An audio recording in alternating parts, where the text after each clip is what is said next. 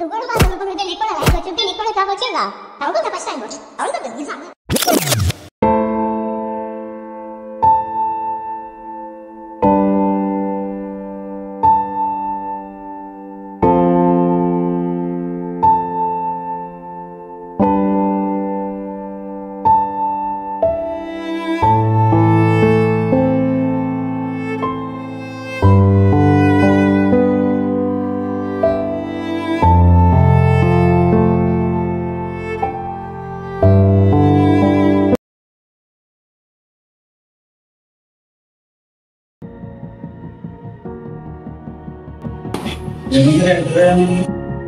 Select కాలేదురా.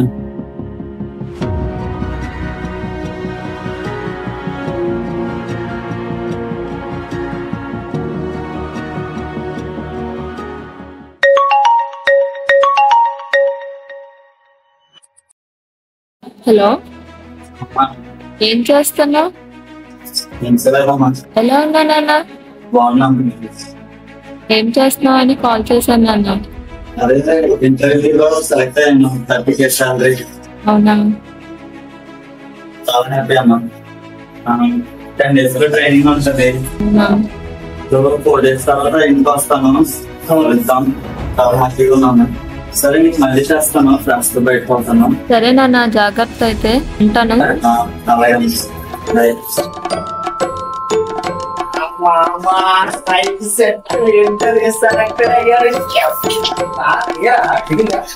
అలా కాదురా.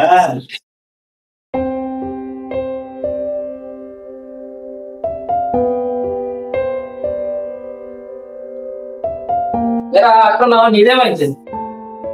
Select కాలేదురా. Next time try చేద్దాం. సరే, నాకు మూడ్ లేదురా, మీరు వెళ్ళండి రా. ఇదేనే ఇంకా మళ్ళీ ట్రై చేద్దులే.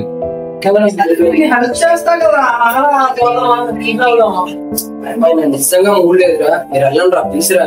ఇంటికి పోతే వస్తుందేమో రామో. అలా కాదురా. జాబ్ రాకపోతే అప్పుడు మాత్రం ఏం చేస్తారు? రారా. ఏమైందిరా ఇప్పుడు? కాసేపు తింటారు, మీరు వెళ్ళండి రా. నువ్వు కూడా బాగా చదువుకోవాలంటే నీ కూడా ఫస్ట్ ర్యాంక్ వచ్చి నీకు కూడా జాబ్ వచ్చేది కదరా. ఏమన్నావురా? అదేరా, నువ్వు కూడా బాగా చదువుకుంటుంటే నీకు కూడా ర్యాంక్ వచ్చి ఉంటే నీకు కూడా జాబ్ వచ్చేదిగా. అడుగుతుందా ఫస్ట్ ర్యాంక్? అడుగుతుంది. అమ్మ కావాలి ఫస్ట్ ర్యాంక్, ఇంట్లో నాన్న కావాలి ఫస్ట్ ర్యాంక్, పక్కకి అంకుల్ కావాలి, పక్కకి డాంటీ కావాలి, ఫ్రెండ్స్ కావాలి, నీకు కావాలి, నాకు కావాలి, అందరికీ కావాలి ఫస్ట్ ర్యాంక్.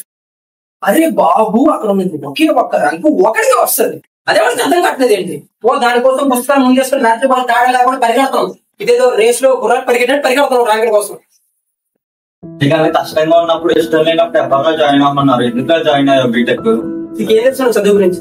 నీకేం తెలుసు? 10th లో 5,600, 85%. ఇంటర్ అయిందో లేదో వచ్చాడు ఒకడు, మా పక్కింటి వాడు.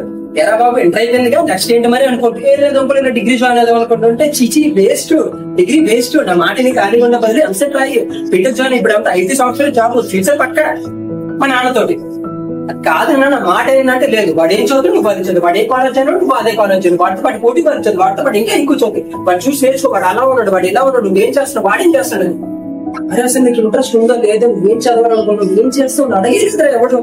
అది కాదన్నా, నా మాట ఏనండి అని చెప్పే లోపు నువ్వు చిన్నపిల్లడు ఊరుకో, నీకేం తెలియదు.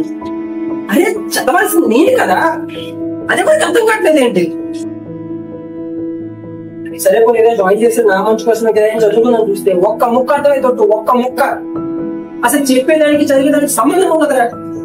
అరే 4 సంవత్సరాలు కదా, 4 సంవత్సరాలు ఇన్ని సబ్జెక్ట్ చదువుకుంటాను, ఇంటర్వ్యూలో దేని గురించి అని అడుగుతున్నారా?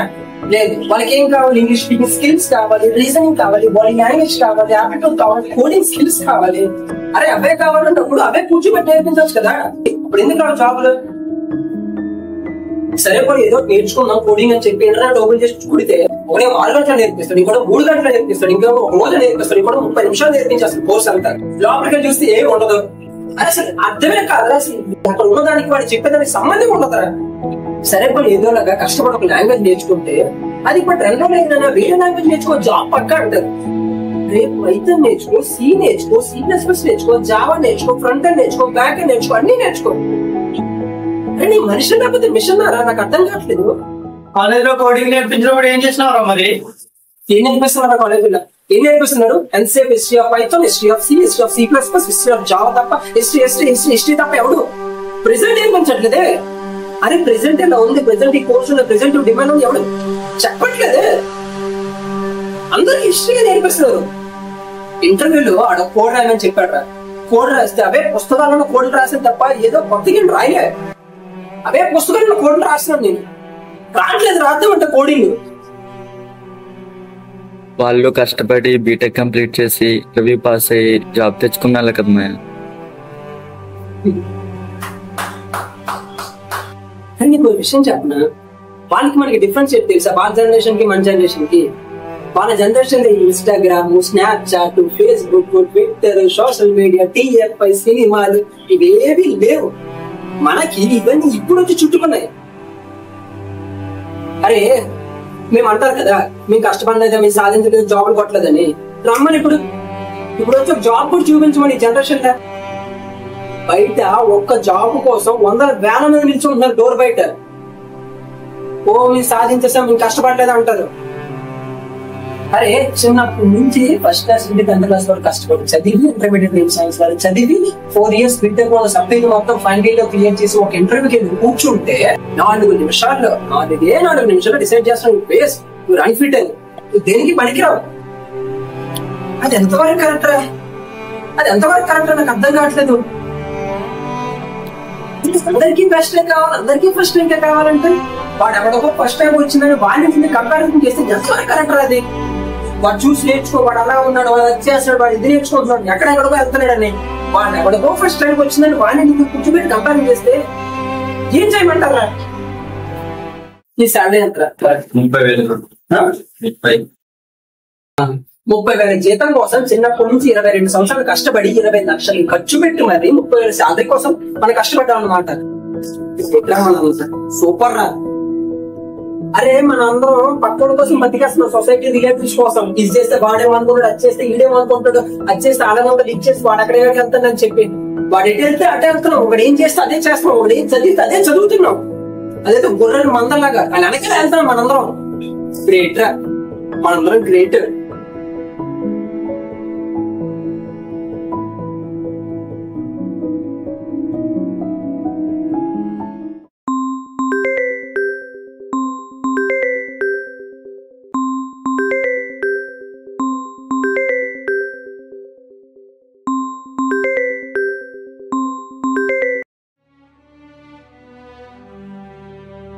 హలో నాన్న. నాన్న ఎలా ఉన్నావు నాన్న? బాగానే ఉన్నానండి, మీరు ఎలా ఉన్నారు? మేము అందరం బాగానే ఉన్నారు. అమ్మ ఎలా ఉంది? అమ్మ కూడా బాగానే ఉంది. అదే నాన్న ఇంటర్వ్యూ అన్నావు కదా, ఏమైందా? అదే నన్ను interview next week post phone అయింది, దాని గురించి ప్రాక్టీస్ చేసుకుంటున్నా. ఓహో అదే నాన్న ఇంటర్వ్యూ ఏమైందని చెప్పి ఫోన్ చేశాను నేను. అదే నాన్న ఆరోగ్యం చూసుకున్నా, ఎప్పుడు చదివే కాదు, టైం తింటూ ఉండు ఓకేనా? జాగ్రత్త. బాగానే ఉన్నాను, బాగానే తింటున్నాను. నాన్న డబ్బులు ఉన్నాయి నాన్న, లాగు కొట్టుకెళ్ళి నీ అకౌంట్లో డబ్బులు వేస్తాను. లేదు నాన్న, నా దగ్గర ఉన్నాయి నాన్న, కావాలంటే నేను అడుగుతాను, ఇప్పుడు నాకేమొద్దు. లేదు నాన్న పంపిస్తాను, ఏదైనా అవసరాలు ఉంటే యూజ్ చేసుకో. ఉంటానైతే. సరే నాన్న. అవును అదేనన్నా అవునన్నా. ఉద్యోగం వచ్చేస్తుంది కదా నాన్న? ఏం లేదు నాన్న, వచ్చేస్తే ఊర్లో అందరికి నా కొడుకు కూడా జాబ్ వచ్చిందని గర్వంగా చెప్పుకుంటాను నాన్న. హలో నాన్న.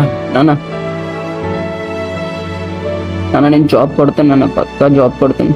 జాబ్ కొట్టి ఇంటికి వస్తాను, నువ్వు అందరికీ చెప్దు. ఓకే నాన్న, అయితే జాగ్రత్త, ఉంటానైతే. సరే నాన్న, ఉంటాను.